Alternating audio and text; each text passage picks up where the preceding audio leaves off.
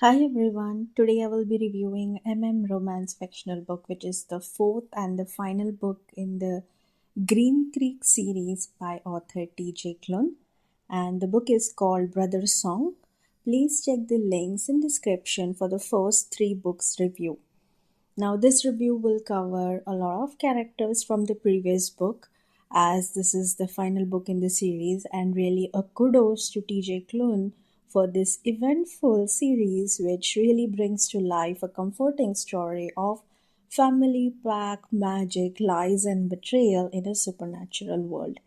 Now, the main characters of this book are Carter Bennett and Gavin Livingstone, and this book is a continuation to the book 3 HEARTSONG, and this book will be narrated from Carter's point of view only. Now, this book is a continuation to the book 3 in the series called HEARTSONG, where we saw the relationship and the truth of the relationship between the relation between Gordo, Gavin, and Robert Livingstone. Further in this book, we will see how the relationship evolves between Gordo and his stepbrother Gavin. Gordo, in general, throughout the series, has had a great development as a character from his childhood, survival, betrayal, and lies, and of course, his bonding time and again with the Bennett pack. And I really think Gordo as a character has been a very pivotal character to the storyline throughout for the Green Creek series, and the Bennett Wolf pack would not have survived without the support of Gordo.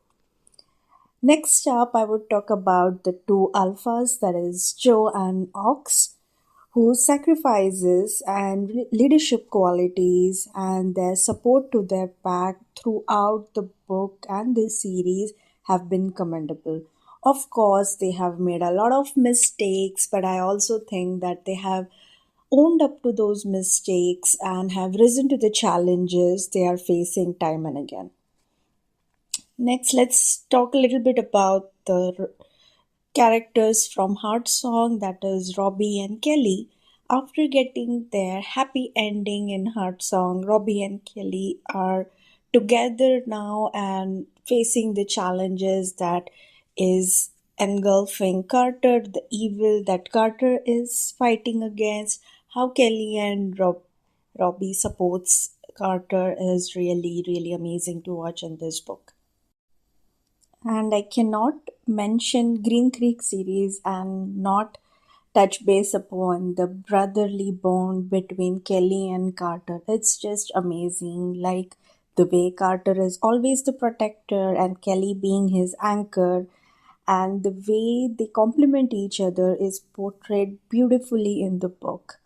Now, Carter as a character is very impulsive and direct, and as a firstborn, have automatically taken the role of the protector of the family in the book.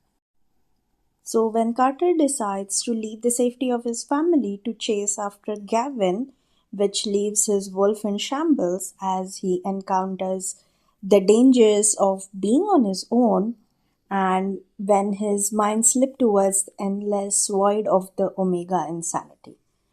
On the other hand, Gavin as a character is very unsure and really wants to keep Carter throughout the book safe, and of course, in turn, the Bennett pack safe from his father, Robert Livingstone. You can feel Gavin's inner turmoil and how he is really trying to anchor himself despite being an Omega.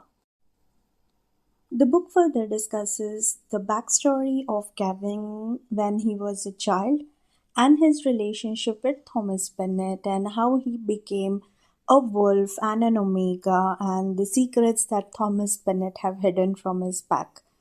And when it comes to the romantic scenes between Carter and Gavin, you will see a very different side of Carter where he is really following his gut when it comes to Gavin and his feelings for him. How he makes sure that Gavin is taken care of and protected from the evil, and also the way Carter helps Gavin reintegrate within the Bennett pack. Now, my takeaways from this book are really never leave anyone behind, and there is always a place for you no matter how different you are. The main letdown from this book for me was that the Bennett pack sacrifices Gavin in book 3, and we haven't seen them in book 4 really being bothered by Gavin's absence and are okay to sacrifice Gavin to Robert Livingstone. Except Carter, I didn't see anyone showing any urgency or the need to go after Gavin. I really expected them to go after Gavin knowing what happened to Robbie in book 3. So that was a bit of a disappointment for me, but overall, I would say it was still a great read.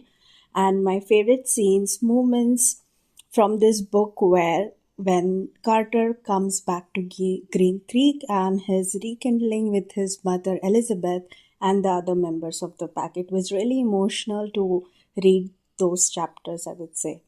And of course, Carter being Gavin's tether.